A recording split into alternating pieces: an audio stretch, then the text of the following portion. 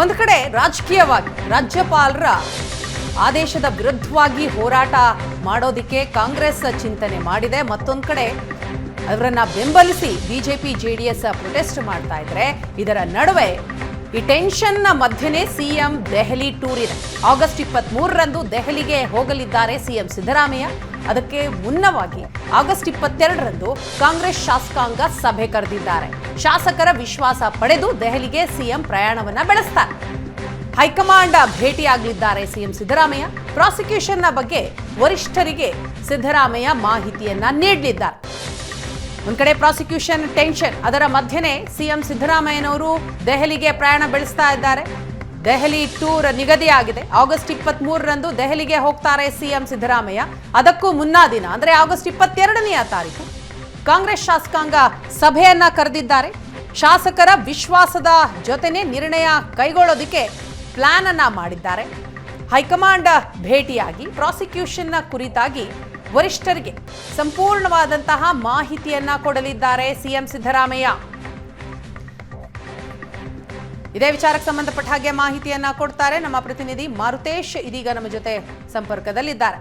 Maruthesh, prosecution tension ಮಧ್ಯೆನೇ CM ಸಿದ್ದರಾಮಯ್ಯನವರ Delhi tour, ಅದರ importance ಜೊತೆಗೆ ಅದಕ್ಕೂ ಮುನ್ನಾ ದಿನ ನಡೆಯುವಂತಹ ಕಾಂಗ್ರೆಸ್ ಶಾಸಕಾಂಗ ಸಭೆಯ ಮಹತ್ವ ತಿಳಿಸೋದ ವೀಣಾ, ಈಗ ಹೈಕಮಾಂಡ್ ಗಮನಕ್ಕೆ ಈ ಮೂಡ ವಿಚಾರ ಪಾದಯಾತ್ರೆಯ ಹಂತ ತಲುಪಿದಾಗ್ಲೂ ಕೂಡ ಸಿಎಂ ಮತ್ತೆ ಡಿಸಿಎಂ ಹೈಕಮಾಂಡ್ ನಾಯಕರನ್ನ ಭೇಟಿಯಾಗಿ ಮೂಡ ಪ್ರಕರಣದ ಸಂಪೂರ್ಣ ವಿವರವನ್ನು ಕೂಡ ಸಲ್ಲಿಸಿ ಬಂದಿದ್ರು. ಮತ್ತು ಇದರಲ್ಲಿ ನನ್ನ ಪಾತ್ರ ಏನು ಇಲ್ಲ ಅನ್ನೋದನ್ನು ಕೂಡ ವರಿಷ್ಠರ ಗಮನಕ್ಕೆ ತರುವಂತ ಪ್ರಯತ್ನವನ್ನ ಸಿಎಂ ಡಿಸಿಎಂ ಇಬ್ರು ಮಾಡಿದ್ರು.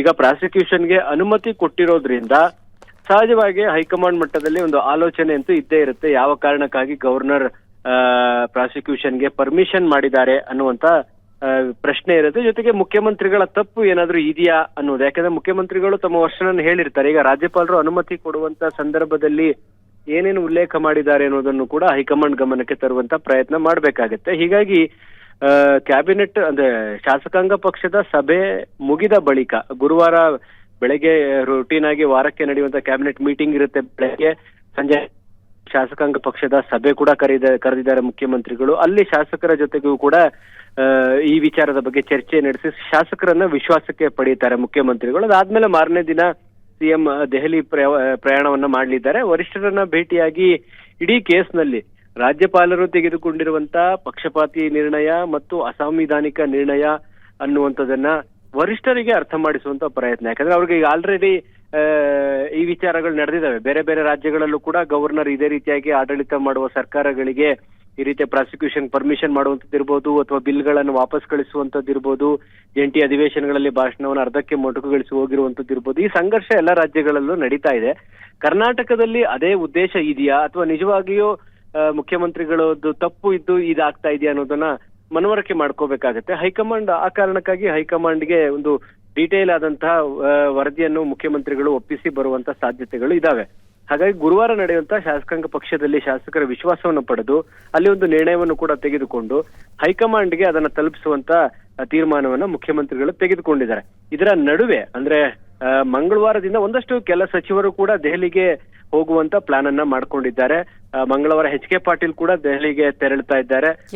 ಕಾನೂನು ಸಚಿವರಾಗಿರೋದ್ರಿಂದ ಕಾನೂನಾತ್ಮಕವಾದಂತ ವಿಚಾರಗಳನ್ನು ಕೂಡ ವರಿಷ್ಠರ ಗಮನಕ್ಕೆ ತರುವಂತ ಪ್ರಯತ್ನವನ್ನ ಮಾಡುತ್ತಾರೆ. ಜೊತೆಗೆ ವರಿಷ್ಠರು ಯಾವ ಸೂಚನೆಗಳನ್ನ ಕೊಡ್ತಾರೆ ಅದನ್ನ ಮುಂದುವರಿಸುವಂತ ನಿಟ್ಟಿನಲ್ಲೂ ಕೂಡ ಅವರು ಪ್ರವಾಸ ಮಾಡ್ತಾ ಇದ್ದಾರೆ. ಸಾಕಷ್ಟು ಸಚಿವರು, ಹಿರಿಯ ಸಚಿವರು, ಸುಮಾರು ಒಂದು 7-8 ಜನ ಸಚಿವರು ಕೂಡ ಹೈಕಮಾಂಡ್ ನಾಯಕರನ್ನ ಭೇಟಿಯಾಗಿ ಬರ್ತಾರೆ ಅನ್ನುವಂತ ಮಾಹಿತಿಗಳು ಕೂಡ ಇದಾವೆ. ವೀಣಾ, ಥ್ಯಾಂಕ್ ಯು ಮಾರುತೇಶ್ ತಮ್ಮ ಮಾಹಿತಿಗಾಗಿ.